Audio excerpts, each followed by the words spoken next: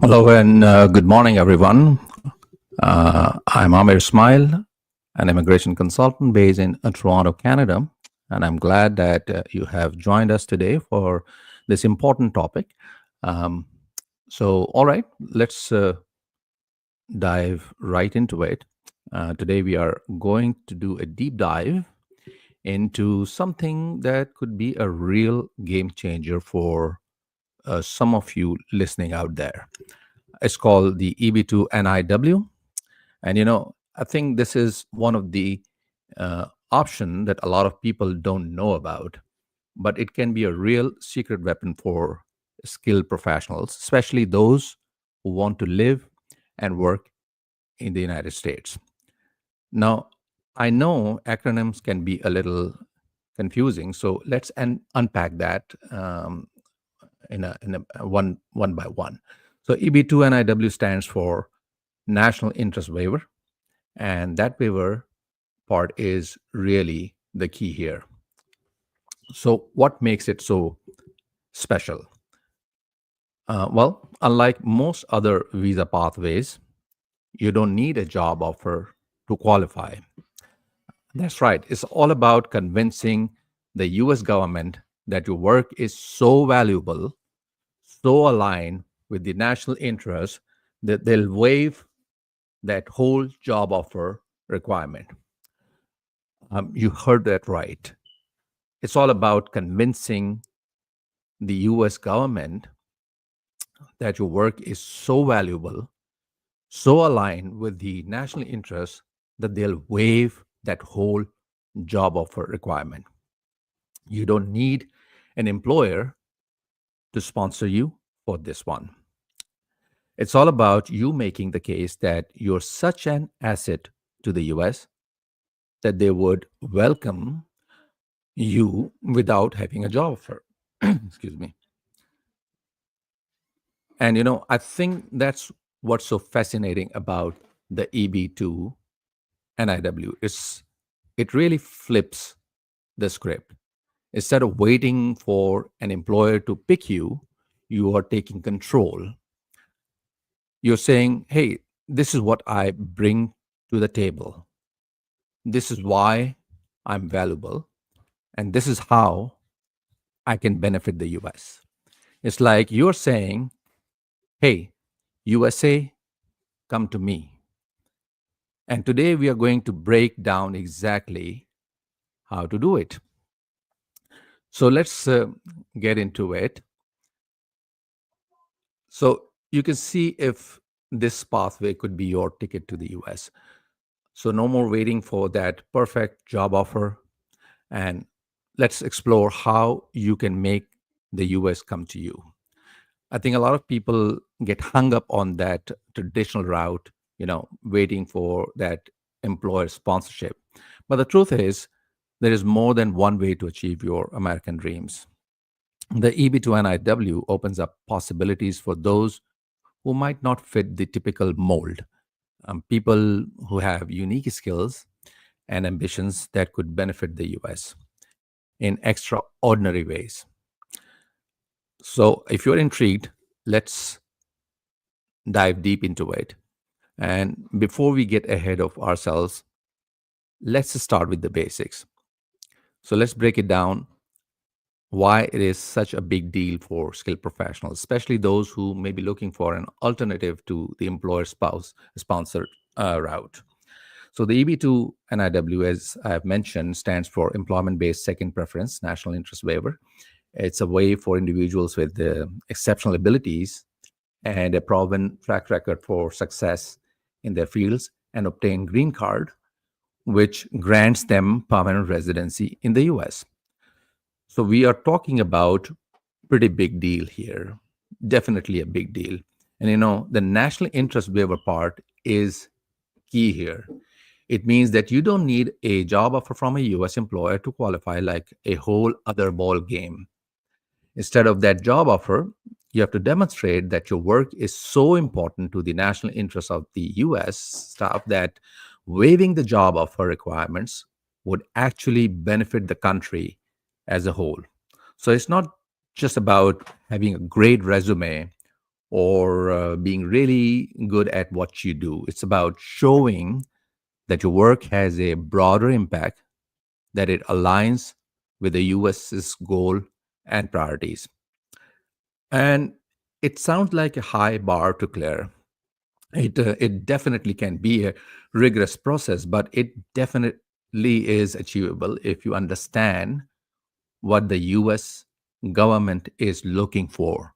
And if you can effectively make your case, you can succeed in this program.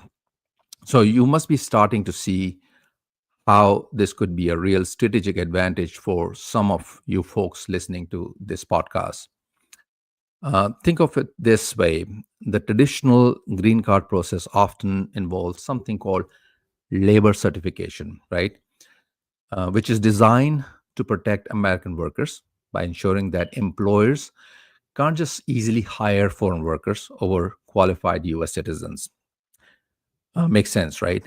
But the EB-2 NIW essentially says, hey, this person's work is so important, so beneficial to the US, that we are willing to bypass that labor certification process because the national interest outweighs those concerns.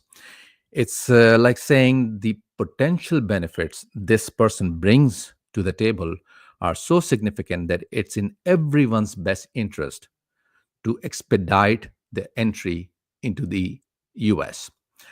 So, who are we talking about here?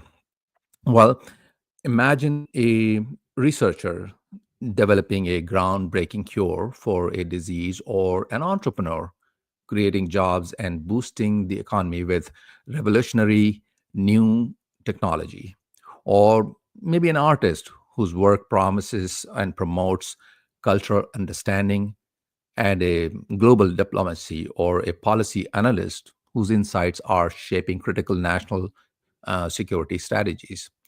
So we're not just talking about scientists and engineers here. It's really a broad range of fields. It's about impact. It's about those who have the potential to make real difference. So there are these are just a few examples I've given you of individuals whose work could align with the national interest and make them strong candidates for the EB2 NIW. So um, you must be thinking that it must not be free for all then, and that's true. There are specific criteria you have to meet to even be considered, right? It's not enough to simply claim your work is important. You need to meet specific criteria. The U.S. Citizenship and Immigration Services, USCIS for short, they use a framework called the matter of Danasar to evaluate EB2 NIW petitions. So the matter of Danasar, it's basically a three-prong test you need to pass. The first prong test sounds kind of like a legal obstacle, and you could say that, but what is the first hurdle? Let's talk about it. So the first prong focuses on substantial merit and national importance. This means you need to demonstrate that um, your work has significant potential to benefit the US, and that it aligns with any key national interest. So it needs to be something big, something that really matters. It's not just about being good at your job, it's about showing that your work has the potential to make a real world difference on a national scale. So let's say um, you are a renewable energy researcher developing innovative solar panel technology that could dramatically reduce reliance on fossil fuels. Um, it could be a good example of substantial merit and national importance. And um, it addresses a pressing national issue, um, climate change, and energy independence, and it has the potential to create jobs, boost the economy, and improve environmental sustainability. So, all of those things align with the key US national interest. So, we've got the first prong down. Let's talk about the next test. So, the second prong focuses on whether you are well positioned to advance the proposed endeavor.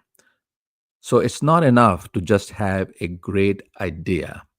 You need to convince USCIS that you have the skills, experience, and track record to actually make it happen. They want to see evidence that you're not just a dreamer, but a doer. So, in my renewable energy example, it wouldn't be enough for you to just say, hey, I think solar panels are cool. They need to show they have the expertise to actually develop and implement this new technology. So you need to demonstrate a history of success in your field. Maybe you've published influential research papers on solar technology, secured patents for your innovations, received grants or awards, or led successful projects that have advanced the field. So it's about showing that you've walked the walk, not just talked the talk. The more evidence you can present to showcase your past achievements, excuse me, and your potential to continue making significant contribution, the stronger your case will be. So, two down, one to go. What's the final challenge in the EB2? I'm sorry, my throat is not helping me today, but bear with me. So let's talk about the final challenge. So final prong is what really sets the NIW apart, in my point of view, is the national interest waiver itself. Here, you need to prove that waiving the typical job offer requirement would actually benefit the US more than requiring you to go through the traditional, often lengthy process of labor certifications. So you must be trying to wrap your head around this. Why would skipping the job offer be a great thing for the US? Isn't labor certification meant to protect American jobs? Which is true, but there are exceptions. The idea behind the national interest waiver is that sometimes the benefits of having someone's expertise in the US outweigh the potential impact on the US labor market. So it's about weighing the pros and cons. Imagine, for example, a physician who is on the verge of a major breakthrough in cancer research, um, requiring them to go through the standard labor certification process could delay that critical and crucial research for months and even years. In that case, it's clearly visible that it is in the national interest to waive the job offer requirement and let this person get to work as soon as possible. It's like saying the potential benefit of this person's work to society are so great that they're willing to bend the rules to a little bit to make it happen. So it's about recognizing that sometimes the traditional rules can hinder progress in critical fields that benefit everyone. It's about prioritizing the greater good. So I've outlined the three prongs of the Danasar framework, and you must have now realized that you need to prove that your work has substantial merit and national importance, show you're well positioned to advance your work, and convince USCIS that waiving the job offer requirement is in the national interest of the US. And that's a lot to prove. So how do you actually go about it? That's where the rubber meets the road. Meeting the criteria is one thing, but the real challenge is gathering the evidence to prove it. So let's get into the nitty gritty. What kind of evidence carries the most weight with USCIS when it comes to the EB-2 NIW? Well, there are several types of evidence you can really present to make your application stand out. Let's start with publications. If you're in a research-focused field, having your work published in reputable peer-reviewed journals is gold. The good old peer review process, it shows that your work has been vetted by other experts, and then it's considered a significant contribution to the field. So it's not just about writing a blog post or an opinion piece. It's about contributing to the body of knowledge in a way that's recognized and respected by the academic community. And the impact factor of the journal matters too. Publishing in a highly respected journals with a high impact factor carries more weight because it suggests your work is influential and widely cited by other researchers. So it's like a ripple effect. Your work is creating waves in your field. If other experts are building upon your research, it's a good indication that your work is considered groundbreaking and potentially game changing. So, in my renewable energy researcher example, you would want to aim for publications in top tier journals that focus on sustainable energy solutions. Make sense? So, what about citations? I know there are important in academic circles. And would they matter for EB2 and IW? I think absolutely it would, because citations are like currency in the academic world. It demonstrates the impact on and influence on your work.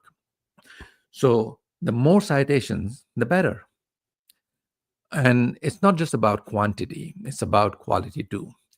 Citations from reputable sources in your field carry more weight.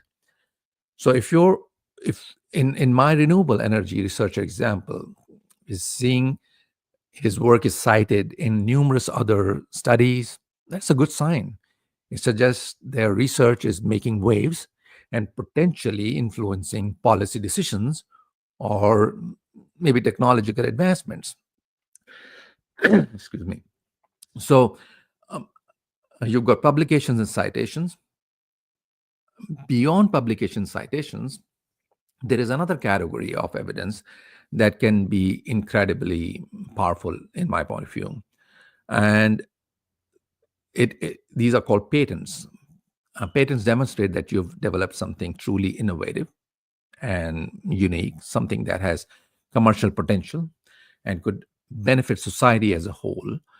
So if you are a researcher who has developed a new type of solar panel technology that's more efficient or cost effective, then you've secured a patent for that invention. That would be a strong piece of evidence to support your EB2 NIW application.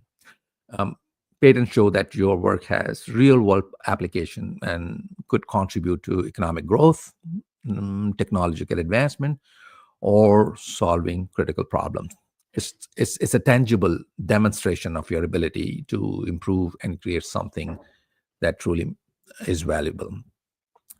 So you must be starting to see a pattern here. It's all about showcasing your expertise, your track record, and the potential impact of your work. This is uh, making me and you thinking that all the different ways people can contribute to the national interest. It's not, just about academic research. It can be about developing groundbreaking technologies, creating art that inspires and challenges, building businesses that create jobs, and so much more. The EB2 NIW is basically designed to be inclusive and to recognize a wide range of contributions. So it's really about finding your niche, finding that area where your skills and passions align with the needs of the US. And speaking of showcasing your contribution, we can talk about awards and recognitions as well. If you've received awards, honors, or accolades for your work, that's got to be a good way to demonstrate your expertise and impact you've had in your field.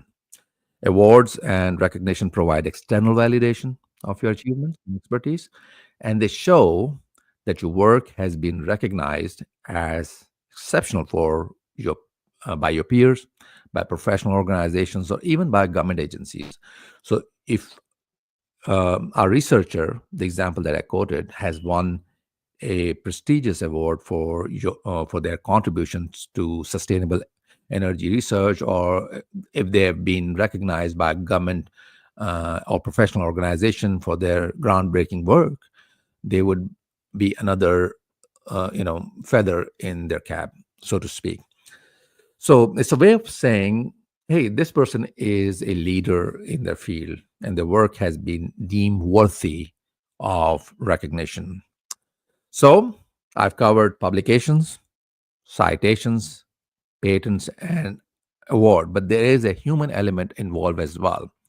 So there are ways to showcase the impact of your work through the perspectives of others.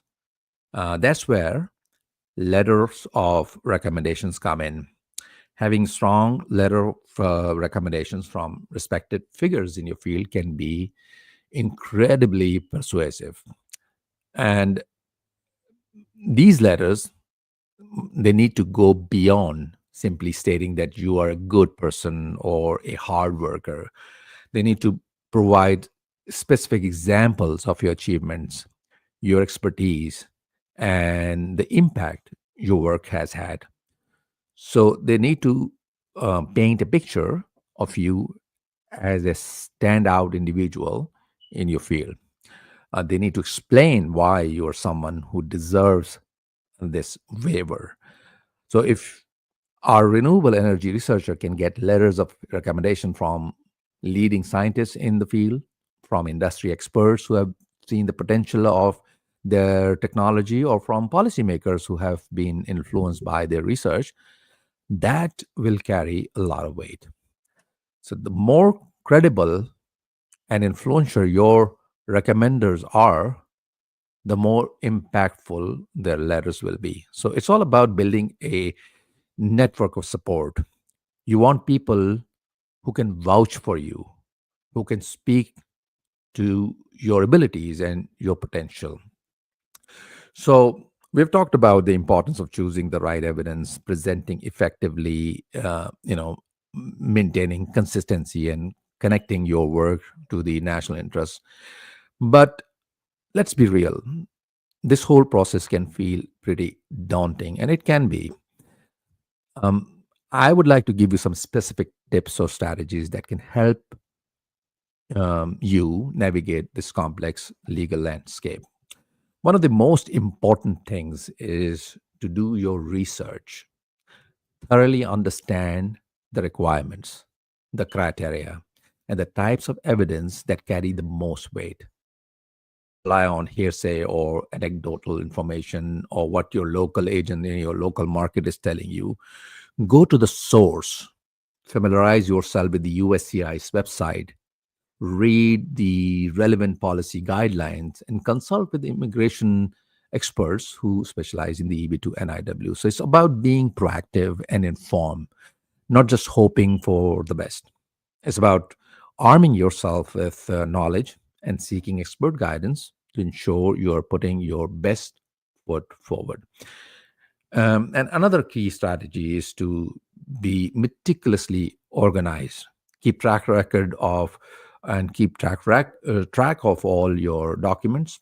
Organize your evidence in a logical manner, and create a clear and concise narrative that ties everything together. So it's about treating your application like a major project, breaking it down into manageable steps, setting deadlines, and keeping track of your progress to ensure you're staying on top of everything. And don't be afraid to seek feedback from others.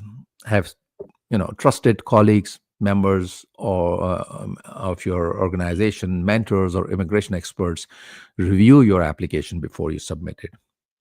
Um, in my point of view, a fresh pair of eyes can often catch errors or inconsistencies that you might have missed. So it's like having a proofreader for a major writing assignment. You want to make sure your application is clear, concise, and error free. And speaking of potential errors, one of the most common challenges applicants face is receiving a request for further evidence, or RFE, from USCIS. And it might sound a bit intimidating, that what exactly is an RFE and what should you do if you receive one. So an RFE is basically a request from USCIS for additional information or clarification regarding your application. It's not a rejection, and it simply means that USCIS needs more evidence or explanation to make a decision on your case. So it's like a second chance to strengthen your application, to address any gaps or concerns that USCIS might have. And it's important not to panic if you receive an RFE. It's a common occurrence, and it's not necessarily a bad sign. It's simply an opportunity to provide more evidence or clarification to support your case.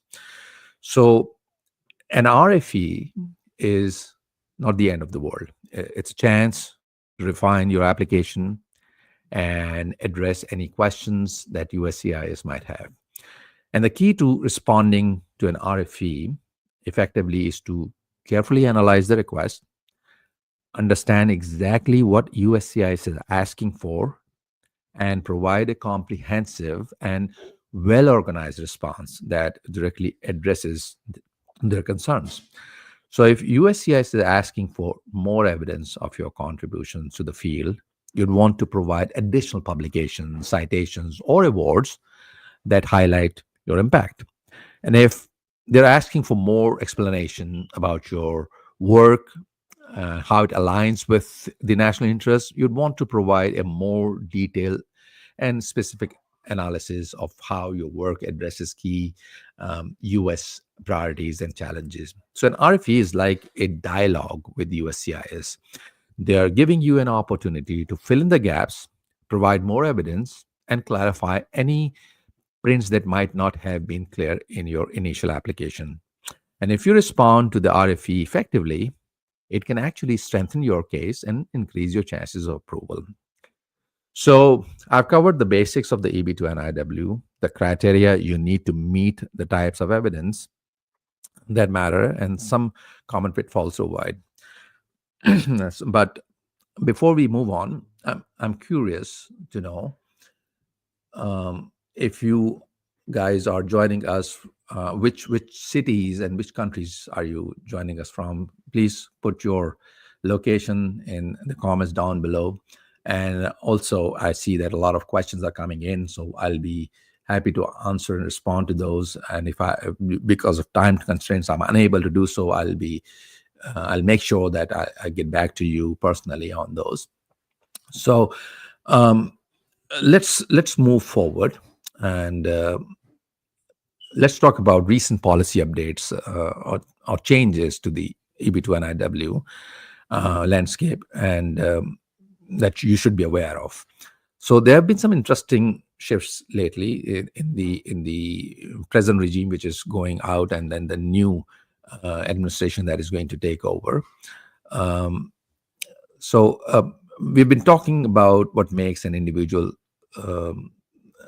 candidate strong, but the broader context matters to you, right? I mean, immigration policies are always in flux, so it's got to be nerve-wracking for folks trying to navigate the system, and the EB-2 NIW is no exception. So the current climate, like for skilled worker immigration in the U.S., there are recent policy updates, not so recent, but these are very relevant.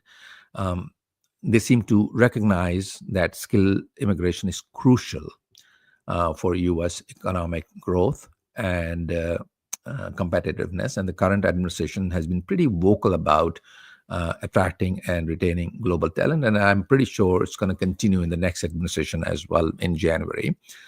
And it sounds promising. There have been a few of these changes. So one of the key areas of focus has been streamlining the adjudication process, for employers-based visa categories, including EB-2 NIW. So basically, less red tape, and they're trying to make the system more efficient. That's got to be a relief for applicants who are often facing these long and uncertain wait times. And they've implemented measures to improve efficiency, reduce processing time, and tackle that huge backlog of pending applications. So it's about making the system more user friendly, basically. Um, I imagine going through this whole process can be incredibly stressful, and I've seen many of my clients getting stressed out. So anything that reduces that burden is a good thing. And they've also clarified certain aspects of the EB2 NIW. They're trying to be more specific about what constitutes national interest and how applicants can effectively and demonstrate their eligibility. So it's about providing more transparency and making the rules of the game clearer. Less ambiguity, more clarity, which is always a good thing. Um, the specific policy changes, we talk about them. One significant development that there's been increased emphasis on supporting STEM professionals, folks in science, technology, engineering, and mathematics.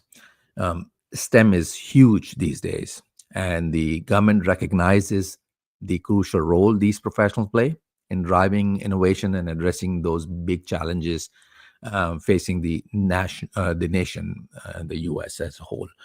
So, um, I've seen that STEM folks get some special treatment in a way. They've implemented policies to expedite processing for individuals with advanced degrees in STEM fields and those whose work aligns with the national priorities in areas like renewable energy, biotechnology, and cybersecurity. So if um, you are working on developing cutting edge solar technology or groundbreaking medical treatments, your application might get fast tracked. So let's talk about the wait time. It's a question that everyone asks, and it's a big deal. So beyond STEM fields, there's always been a renewed focus on attracting entrepreneurs and innovators, people who can create jobs and boost the US economy. So they've introduced initiatives to support startups, streamline visa pathways for entrepreneurs, and provide resources to help foreign-born entrepreneurs navigate the U.S. business landscape. So it sounds like they are rolling out the red carpet, for folks who have the potential to make a real economic impact. Attracting top talent and fostering innovation has always been priority for the U.S., but it seems like they're really stepping up their game in recent years. The overall message is that the US is open for business and they're actively seeking talented individuals from around the world who can contribute to the nation's prosperity and well being. So it sounds like there's a lot of opportunity out there, of course, and for skilled professionals who are thinking about making the move to the US. Uh, but of course, it's not a cakewalk. You still need to meet the criteria to build a strong case and navigate the complexities of the immigration system. So it appears that the stars might be aligning for those who are well prepared and persistent. It's definitely a time of change, and there's a lot of potential for those who are willing to put in the work. So we've covered a lot of ground today. We explained the intricacies of the EB2 NIW, or the eligibility criteria, to the evidence required, and even delve into recent policy updates that could work in your favor. But before we wrap up, I want to make sure we crystallize the key takeaways here. What are the big things you should remember about the EB-2 NIW.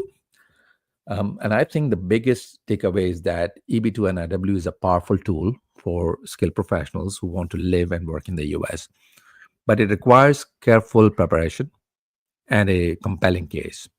It's not something you can just throw together last minute. You need to be strategic and thoughtful in how you approach the application process. So, the key ingredients for a successful EB-2 application, as we discussed, is all about demonstrating that your work aligns with the national interests of the US, that you have poised to make significant contributions that benefit the nation. So it's not just about having an impressive resume, it's about showcasing the impact of your work, your potential to advance your field, and your contributions align with the broader societal goals. And it's about being organized and persistent throughout the process, right? So it's a journey that requires effort and dedication. But for those who meet the criteria and make a compelling case, the rewards can be life changing. So, it's about taking ownership of your future, making your dreams a reality. And remember, the EB-2 NIW is just one pathway among many. There are numerous other visa options available for skilled professionals. So it's important to explore all your options and find the pathway that best suits your individual circumstances. And if the EB-2 NIW sparks your interest, I encourage you to dive deeper, explore the resources, consult with immigration experts, and see if this pathway could be your ticket to the US. At the end of the day, it comes down to this. If the US is seeking talent that aligns with its national interest, what unique contribution do you bring to the table? And it's a great question to ponder. It's about reflecting on your passions, your expertise, and your visions for the future. It's about asking yourself how your work can make a difference, not just for yourself, but the world around you. And if the US is the place where you believe you can make that impact, then go for it. Your future is waiting to make it happen in the US. So, thank you very much for joining me today. I hope you learned something from this discussion. And if you have any questions, if you want to learn more about the selection criteria, feel free to send me an email. And you can also send me a direct message and leave a comment down below. And I'll be happy to provide you more guidance. Until next time, take good care of yourself, and I'll see you in our next live stream. Take care.